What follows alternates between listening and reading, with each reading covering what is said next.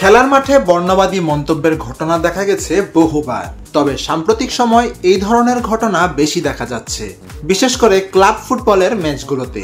বর্ণবাদী মন্তব্যের শিকার হওয়াদের তালিকায় প্রথমেই আসে রিয়াল মাদ্রিদের ফরওয়ার্ড ভিনিসিয়াস জুনিয়রের নাম।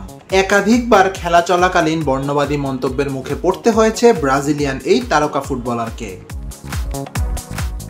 স্পেনের লা লিগায় একাধিকবার প্রতিপক্ষ দলের সমর্থকদের বর্ণবাদী আচরণের শিকার হয়েছেন ভিনিসিয়াস এবং পুরো রিয়াল মাদ্রিদই। গেল বছর ভ্যালেন্সিয়ার মাঠে ভিনির বর্ণবাদী আচরণের শিকার হওয়া নিয়ে বেশ তোলপাড় হয়েছিল। সেই ঘটনার জন্য 3 জনের কারাদণ্ড হওয়া ছাড়াও কয়েকজন দর্শককে মাঠে নিষিদ্ধ করা হয়। সংবাদ মাধ্যম CNN ভিনিসিয়াসের একটি সাক্ষাৎকার প্রকাশ করেছে। সেখানে তিনি বলেছেন, ক্লাবে আমরা বর্ণবাদ নিয়ে প্রায় কথা বলি, শুধু আমি নই, সব খেলোয়াড়ই বলেছে। এরপর এমন কিছু ঘটলে সবাইকে মাঠ ছাড়তে হবে, তাতে আমাদের অপমান করার লোকজনকে আরো বড় খেসারত দিতে হবে।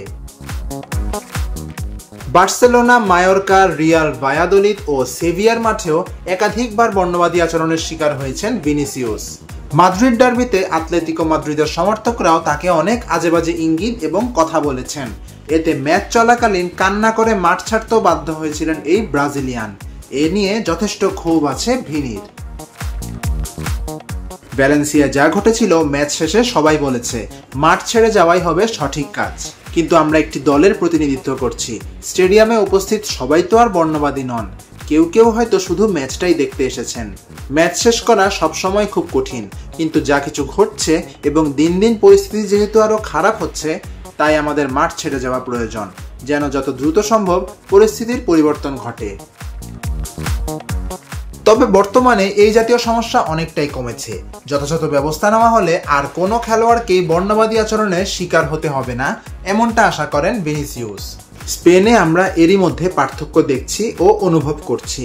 এখন তারা ফুটবল মাঠে এসব করতে ভয় পায়, সেখানে অনেক ক্যামেরা থাকে। এভাবে আমরা বর্ণবাদ কমিয়ে আনতে পারবো।